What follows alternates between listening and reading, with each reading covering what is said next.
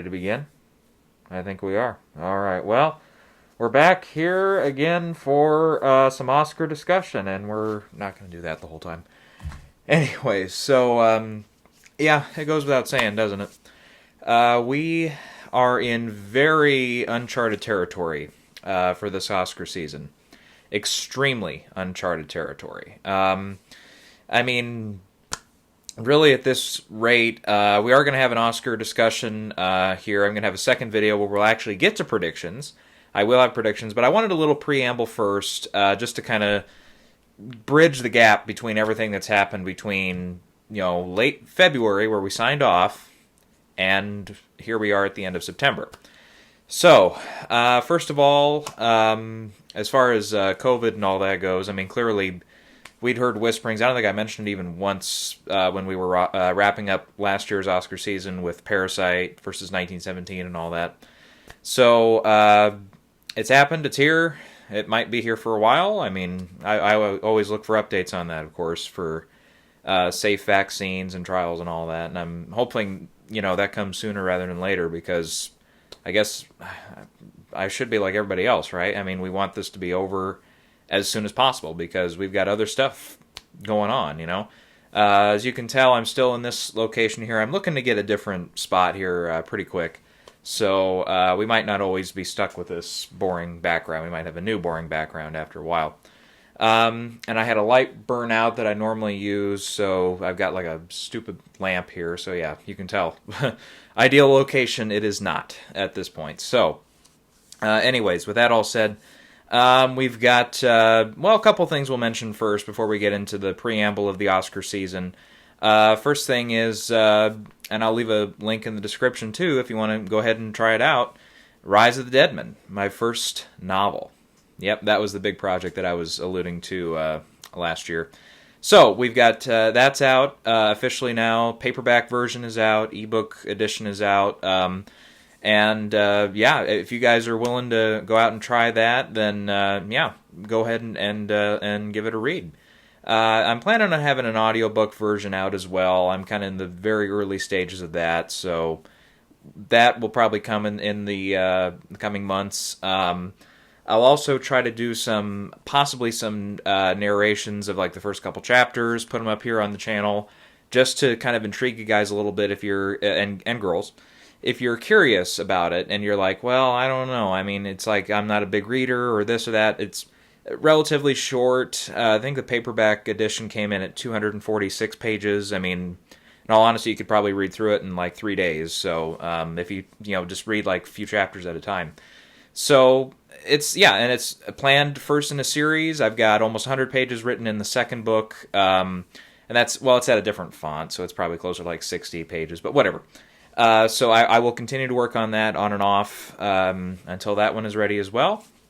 So again, I'm going to leave that there, and feel free to check that out and give it a try if you want to. But that's obviously other stuff that's going on. In the meantime here, we do want to get back to what most of you, I want to say most of you, really tune in for, and that is Oscar predictions, Oscar discussions, Oscar this, Oscar that. That's what I built my 170 whatever subscribers off of is that. So I don't want to, this year already has taken so much from us. I mean, not just like personal time. For some of us, it's taken family members. For some of us, it's taken relationships from us, from all the political bullshit that's going on right now. Obviously, we're in an election year. This had to happen in an election year, of course. And we've seen, I think, the craziness that is going on, across this country day in, day out. 99% of that stems from COVID, I think, because it's just we were all locked up for so long, and then it's like as soon as we could start to go out, then George Floyd happened and all that. And I'm not really here to discuss my feelings on that or anything, because it doesn't really pertain to anybody here. It's not important, what side of the aisle I'm on, because really when people ask me that, it's like, the few people that do, it's like, what side, are you this or that? I'm like, what side of the aisle am I on? I am the aisle. I don't have a dog in the fight. I don't pick sides. I don't. It's like, that stuff, it doesn't really matter to me. I don't lose sleep over anything. I mean, as long as I have what I need, I have food, I have water, toilets, showers, water, like running water, plumbing and all that, electricity, obviously, Wi-Fi, then that's really all I need to worry about. After that, everything else is kind of background noise. So, of course, I say that, but we have to mention as well, with the Oscars this year, the huge announcement that came out a few weeks ago. And I had planned and I had done a video that I'd shot. I've deleted, of course, because it was like 2 hours, and I'm not kidding you, 2 hours, 21 minutes. And I listened back to the whole thing, and I was like, I'm not comfortable sharing this. Number one, it's way too long. Nobody's ever going to get all the way through it. Number two, at the rate things go anymore, especially on YouTube and some of these other platforms, it's like if you say anything that doesn't match the norm, which I got into in the video a little bit, like okay, counterpoint to whatever the popular narrative is or the counter narrative is, let's counter even that and go into other stuff. Who knows? Am I gotten taken down? Who knows? So I was like, you know what? Screw it. We're just gonna get rid of that. And in that video, I went into everything. I went into COVID. I went into Kobe Bryant for whatever reason. I don't know why. It's like in retrospect, I look back, I'm like, I spent like 20 minutes on that. What did that have to do with anything? And I'm like, I don't know. And we got into George Floyd, we got into Breonna Taylor, and Jacob Blake had literally happened like a week ago at that point when I shot the video. So that was, it's probably close to a month ago now. And we were kind of reeling from everything there. We didn't have all the facts yet, and everything that happened in Kenosha was still happening. What's his name? The other what's his nuts that shot people. All that had happened. So it's like very, very recently. So it's like, who knows all the results of that. And even now, I think we're still getting interviews from people, and this side versus that side as far as what actually went down. And that's why I never have a dog in any of these fights, because you know what? If you do, and you go out there early, and you don't know all the facts, you end up looking like a jackass if you get it wrong. And you can really look like a jackass if you tell everybody else that the other side is wrong, if you are in an argument like that. And you just blindly just deny. You play Richard Nixon. It's like, you can't do that and be a civil human being. Be a fucking human being, for Christ's sake. So that's really, another reason why I don't get into that much. But because it is Oscar related, we do have to talk about that announcement for the new qualifications for Best Picture and all that. And I have to say, again, the video I'd shot was before that had happened. So this, like a week later, the Academy announced this, the new like 4-step, or not 4-step, but like 4-part criteria thing. And I have to say, honestly, I'd just gotten off work that night, and I read it, and it made me seriously, number one, first a little angry, and then number two, it made me very sad, because I was like, the Academy is so weak, they're willing to cater to this stuff? Really? And, in retrospect, I think part of me is still sad about it, but then, you take a couple of days, your head cools down, because my first thought was, fuck everything, I'm never doing Oscars again. They can do what they want. I'm not even going to watch. I'll go see the movies I want to see, and I won't let anybody sprout any potential propaganda for what films should be supported, films that should be made, who should be making them, stories that should be told versus not told, all that stuff. I'm like, that's immediately my first thing was like that. I'm like, no, I'm not following along. I'm not playing this game. I'm not going to predict Oscars and then have, all these predictions go out and say, normally in a year like this, we would predict this, but because of the quota system, and I called it a quota system, and then, obviously, like I said, things change, but it's like, at the time, I'm like, yeah, it was ridiculous. I'm like, I'm not going to do it. And then, like, the next day I came out, and I was like, you know what, okay, these new rules aren't taking effect till at least a full calendar year, or in that range, whenever the next Oscar season would begin, which, with COVID and everything, hopefully that is around this time next year or a little earlier.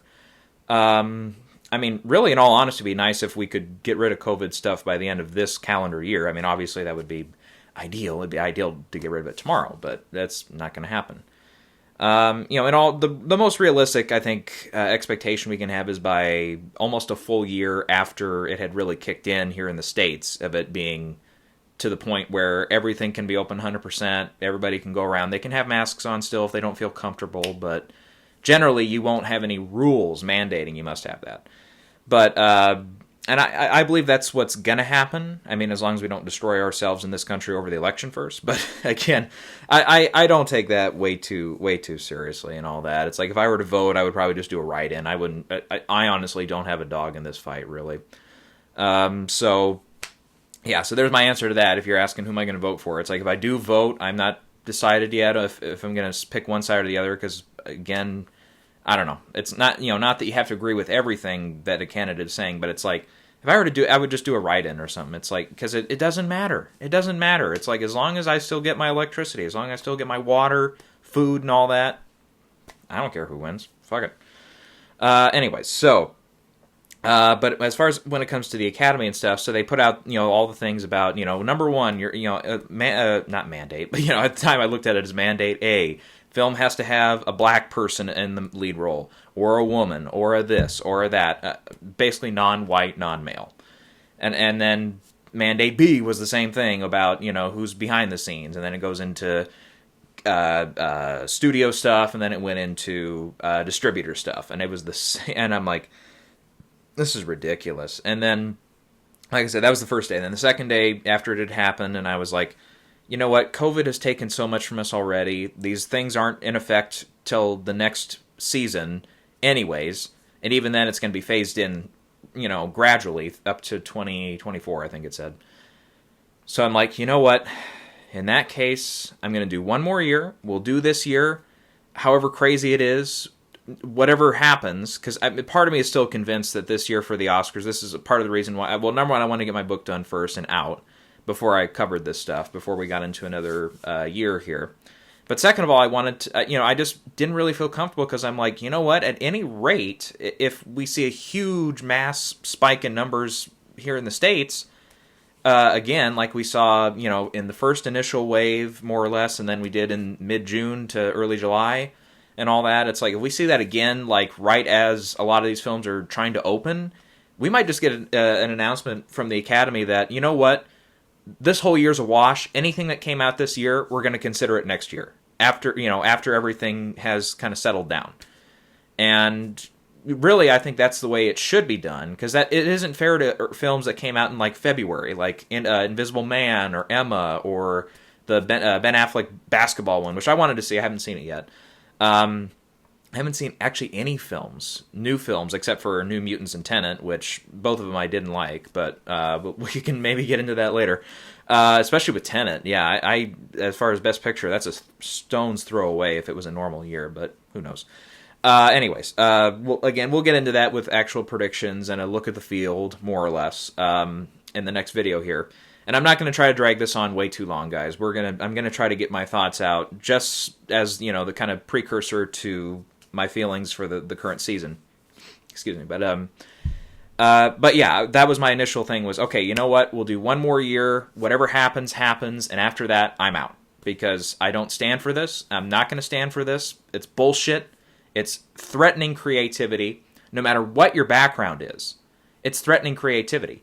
It's telling black filmmakers, we only want you to make black films.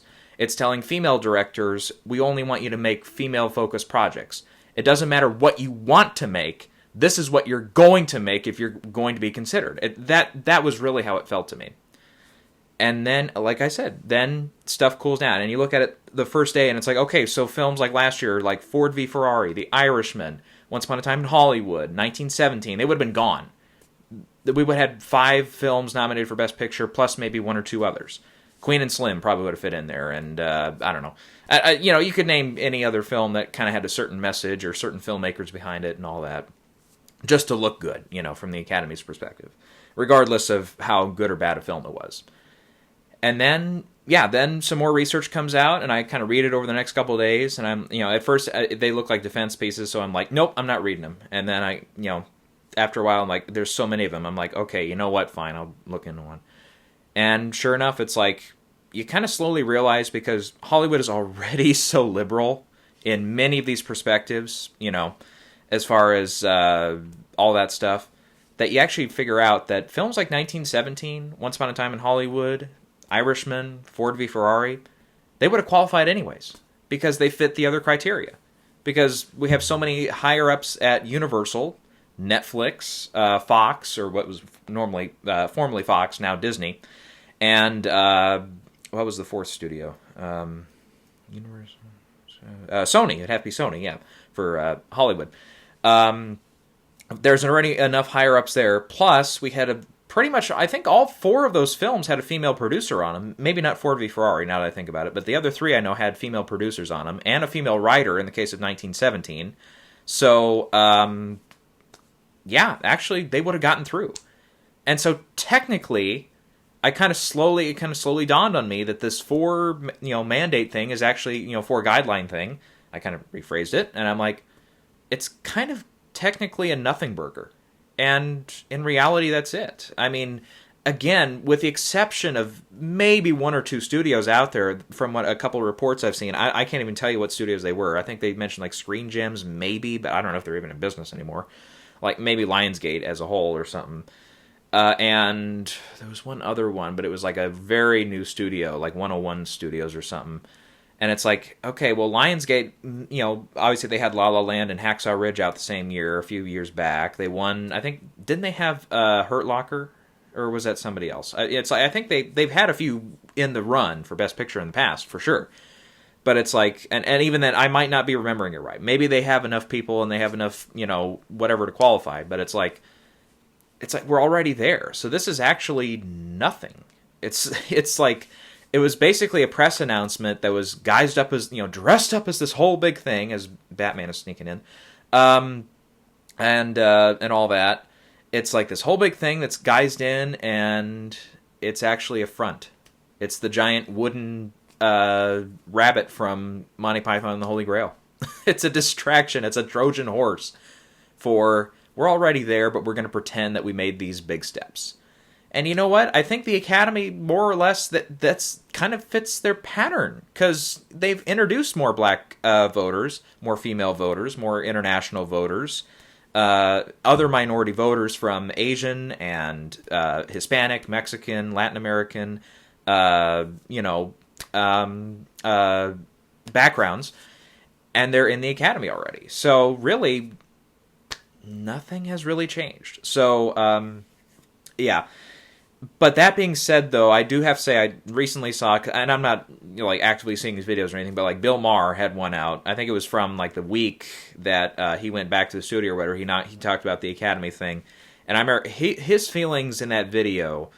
As far as like the gut reaction, I was kind of like, it was kind of like, that's how I feel. I mean, he went out there and he showed examples like Casablanca and One Flew Over the Cuckoo's Nest, and he had one other one.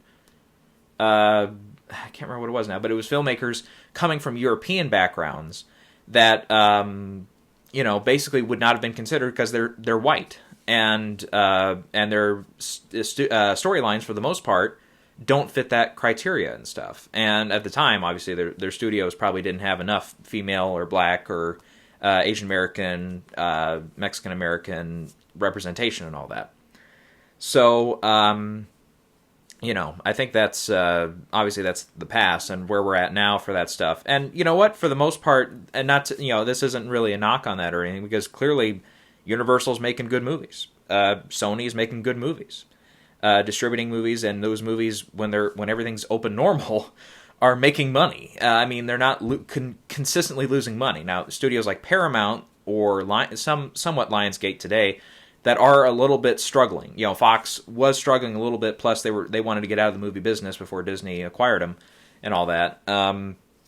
It's like those are different examples, but it's like almost everybody else. They've got all these supposedly roles that are filled out that the Academy likes or whatever in this new system. That it doesn't really matter. It doesn't really change anything. So you know what? It kind of it's kind of gradually happened anyways as it was. So. The fact that the movies are still good, the movies coming out are quality, that they're stories that are made that really reflect everybody. We have films from black filmmakers coming out that deal with other topics than just African American or African, based stories and storylines and details. Some of them, encapsulate white people. Like we saw, Spike Lee consistently does that with his films. And vice versa, we see some women filmmakers making films regarding men, So it's not, at first, yeah, like I said, your mind kind of gets going and gets going and gets going, and you keep saying all this stuff and internally in your head, and you want to say it out loud, and it really pisses you off. But then you got to let your head cool down, and you go on. Anyways, my screen just shut down, so I'm gonna get that back open here so I can make sure I don't fly off screen or anything. Anyway, so that about wraps up for this little preamble here. Like I said, it would be a short video, probably one of the shortest ones this year. Anyways, but yeah, real quick, I don't think I have much else to add, but I have to say one thing though. One thing. This was generally though for me a wake-up call. And again, I have said it in the past. I will continue to say it, and Scout's honor. If at any point the Academy struggles still with supposed representational quandaries, in the coming years, and just basically looking at this year, I've got in my predictions already I guess, Chloe Zhao, Nomadland. I don't know. I think she's got some Asian in her background. I'll look it up before the next video before I look like an ass and get that wrong. I have 2 black directors getting in. One of them a female director for Best Director this year. For Best Picture, I have several films coming from women or African-American perspective in screenplay categories. All 4 acting categories, I have at least one person from a community that is not, white in. So this year, I don't think we're going to have that problem.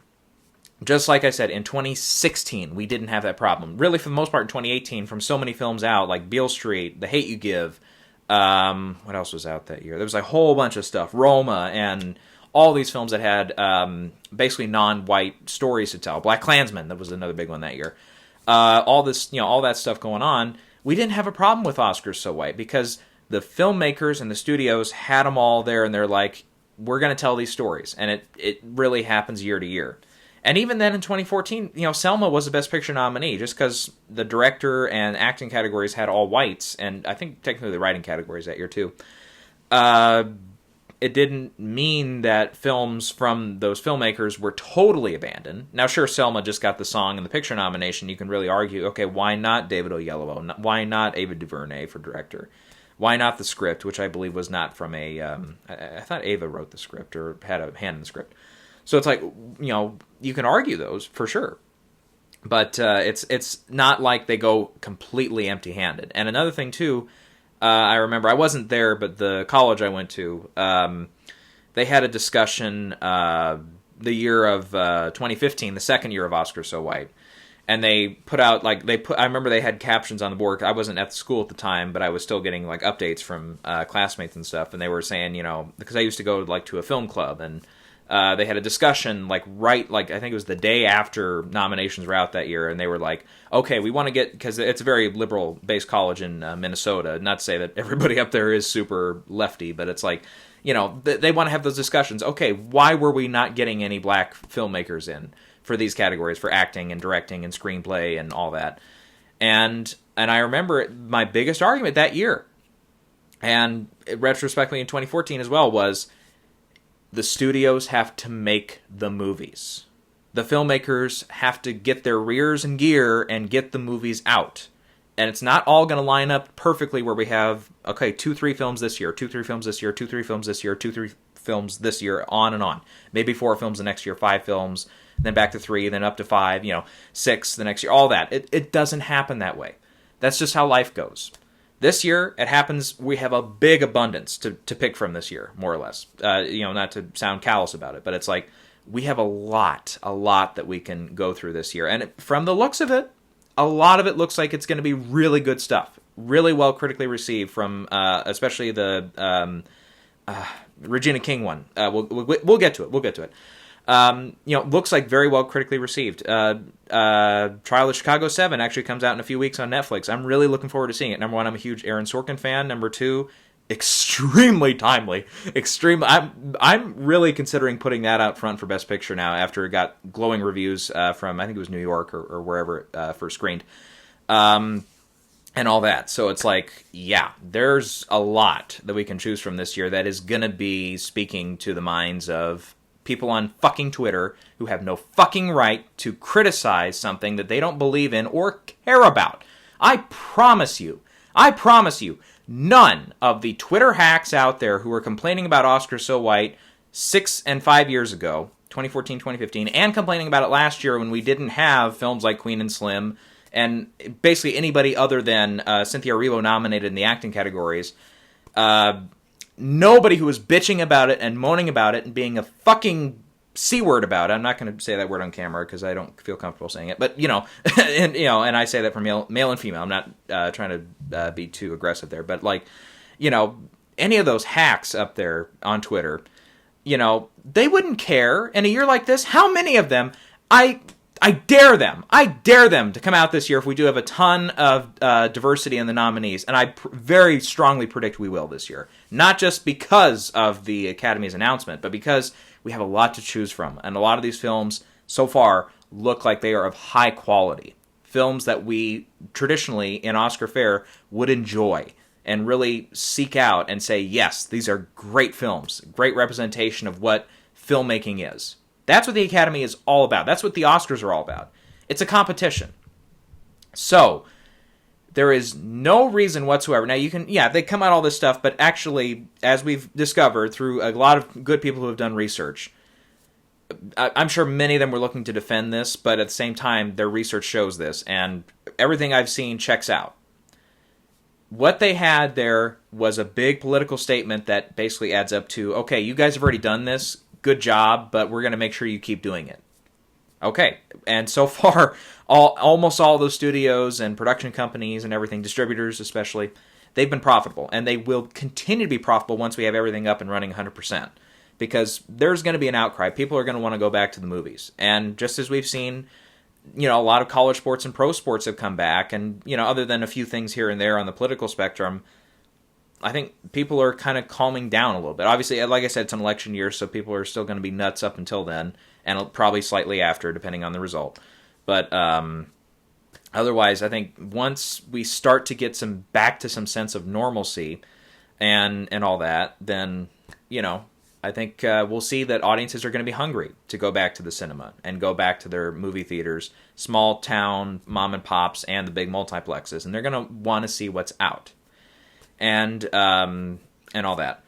So, but sorry, let me just make a couple of quick points here. So the thing back to the Twitter thing, real quick, because I don't have any of this written down. Because the last one I had written down, it was like the 2-hour, 20-minute video. I had everything written down. I was reading off speech. I looked terrible in the video because I was always constantly trying to read the lines and stuff, and it was not good. So I just knew I had to speak from my heart. I needed no script in front of me. Just speak out. Whatever I say, and I can't take it back because it's YouTube. But and all that. But regardless, so I challenge so many of those fucking Twitter hacks. After this year, supposedly, as long as everything goes to plan, is what we have right now, and it looks like nothing's really going to change that. Unless we do have a massive thing where it's like, okay, we got to shuttle everything from the Oscars to next year. Everything that came out, we'll consider it next year and all that. Unless something like that happens. Or they just totally shut down everything and somebody hits the button or something. If something like that extreme happens. Then once the nominees are out in March, and that's a strange thing. They used to be out in March a long time ago, or in that time frame, like February, but years and years ago now. How many of them are going to go on Twitter and say, "Good job, Academy, you did it right this time"? How many of them? Maybe 1, 2 of the thousands who bitch about it? Obviously, I realize I'm preaching to the choir here, but it's like, Twitter is there for bitching. I get it. But in all honesty, if these people really honestly cared for movies like I do, again, I was writing for Culture Vultures. That really is kind of on the sidelines. I don't think I'm going to continue that. And all that. When I was writing for them and doing the videos, and I've done the videos through the years, I pay my tickets to see the movie.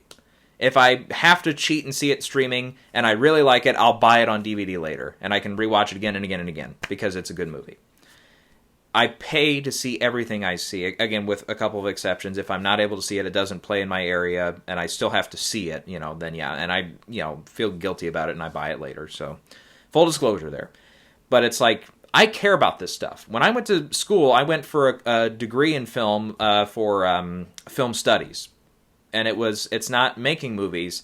It's the art of looking at the movies and writing about it, critique, and analysis and all that. That's what I went for.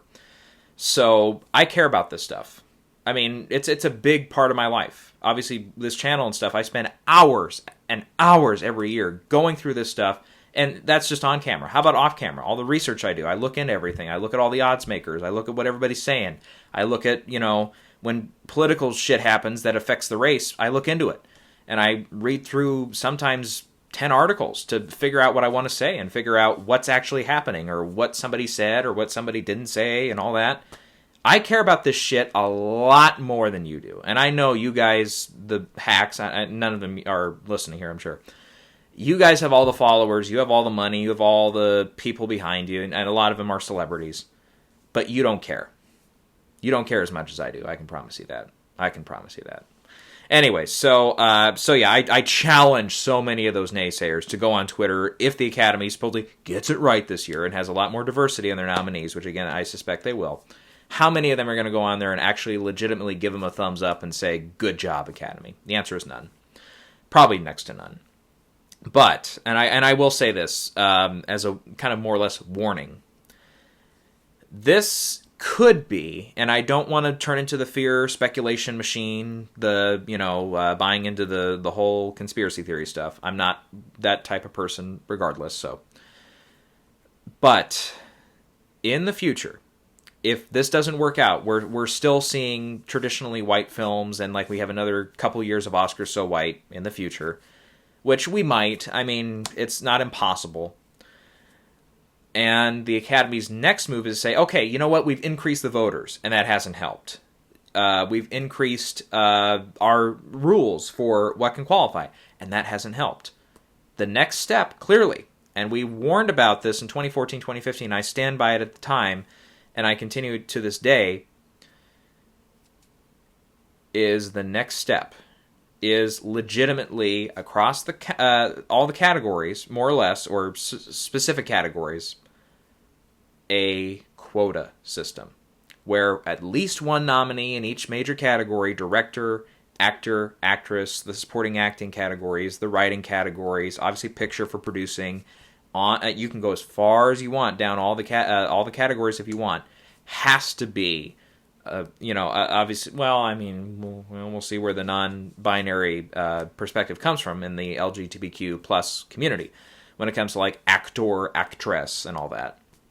But aside from that, each category has to have a female or a person of a minority, including African American, traditionally black, African, Asian or Asian American, Native American, Mexican or Mexican American, on down the list. They list all the things like they did there. And the quota system, legit, is where I say, I'm cutting the cable. That's legit, that's the last step for me. This might have been a wake-up call. This might have been this last announcement thing. It might have been okay, look what can happen. I at first really looked at it as it's already here. And like I said, you dig into it and you look into it, and it's like technically not, but yeah. At that point, I literally do cut the cable and I say I'm done. You guys, I've spent hours on this. I've spent probably thousands of dollars at that point seeing movies. Obviously, concessions money counts into that too, and all that. I don't think I've seen hardly any movies in recent years without having at least popcorn or drink of some kind or something, with me. But yeah, at that point, I cut the cord and I say, you know what? What I love about the Oscars, and I said this in my last video, and I think it was one of my stronger points.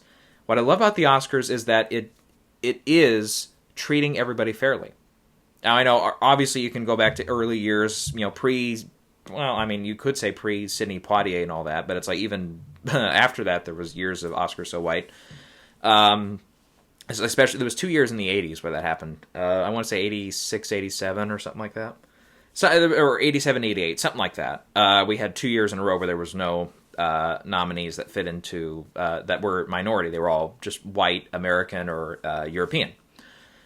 And Eddie Murphy kind of talked about it at the time, and he was presenting Best Picture, and you can look up the video if you want to, but he really got heated about it. But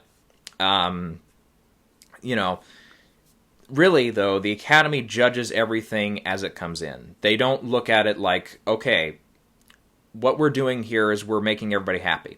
Because that's not what a competition is. A competition should never be making everybody happy. A competition, like the Oscars, is judging everything on the same playing field and saying, okay, we like this a little better than that, and so on and so forth. You go down the line through all the categories and stuff. And remember, this is, I seriously feel like I need to strictly say this every time because there's people who just don't fucking get it. These are voted on individually.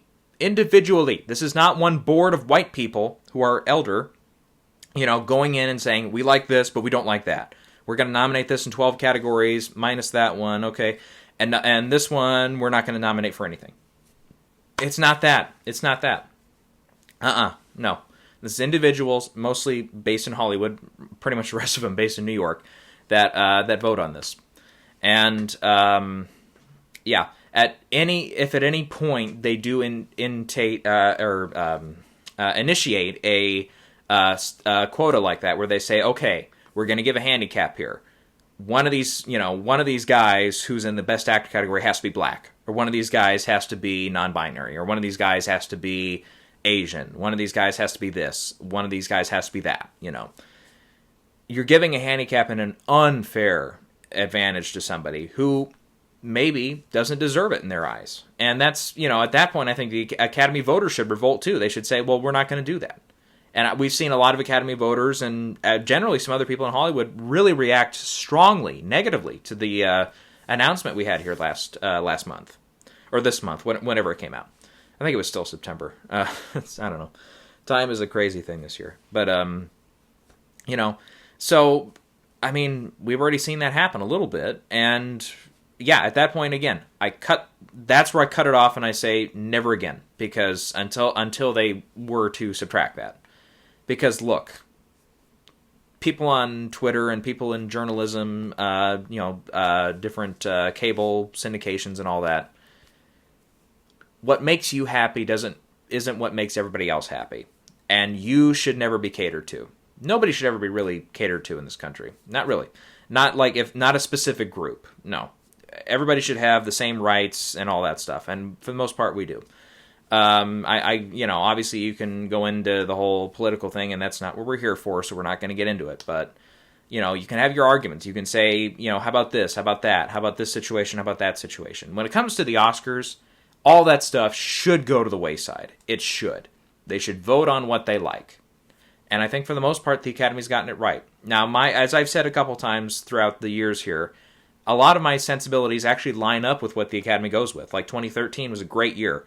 Like, almost all those films that were nominated that year, with maybe one or two exceptions, was on my list of 10 best films of the year.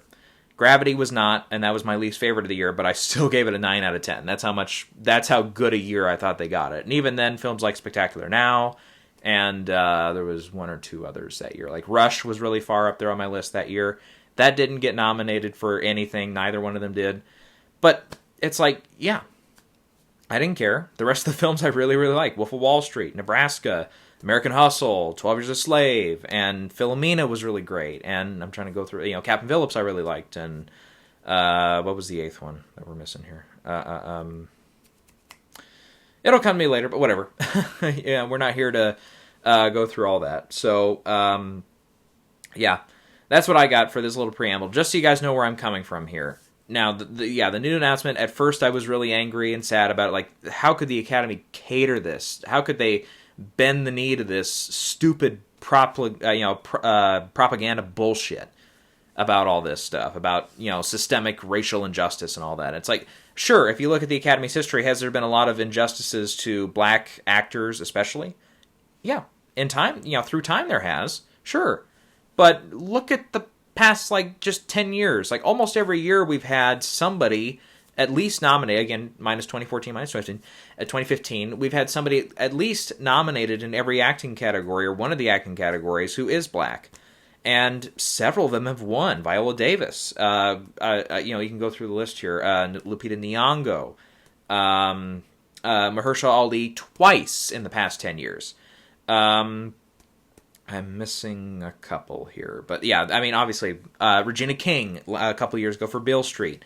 And again, you can go through the Rolodex there, and there's plenty of opportunities and all that, and plenty of nominations and wins that have come from that. Now, again, nobody is really going to be all happy about this when it comes to Oscar results, but that's not what the Oscars are for. The Oscars are here to say, and the Academy in general, this is what we liked. We're representing what we think is the best, not based on any preconditions, just based on what we like.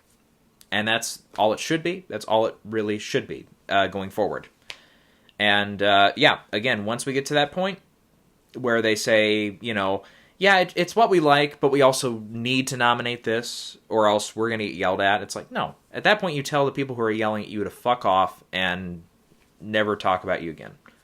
And nobody has the balls to do that anymore these days. But, anyways. Okay, yeah, so this went on maybe a little bit longer than I intended to, but, once again, I'm going to leave a link in the description here for the Amazon page where you can buy Rise of the Deadman and give that a try. Feel free to, and again, I'll try to get some more promotional material out for that on the channel here. Again, possibly reading the first couple chapters in separate videos, of course, just to tantalize you a little bit, just to give you a little heads up of what the book's about and what it reads, how it reads. All that stuff. Yeah, you can tell I'm a first-timer with that. But anyways, so otherwise, we're back. It's another year. It's going to be, obviously, again, very uncharted territory type year. And it could all come crashing down tomorrow as far as this stuff. We could have major upticks in cases, and all of a sudden the Oscars pull out. They're like, okay, we're going to wait, And generally, I think, unfortunately, in the past week, we've seen a lot more evidence for that with, like, West Side Story gone from the Oscar list now. That got pushed back a full year to 2021 December.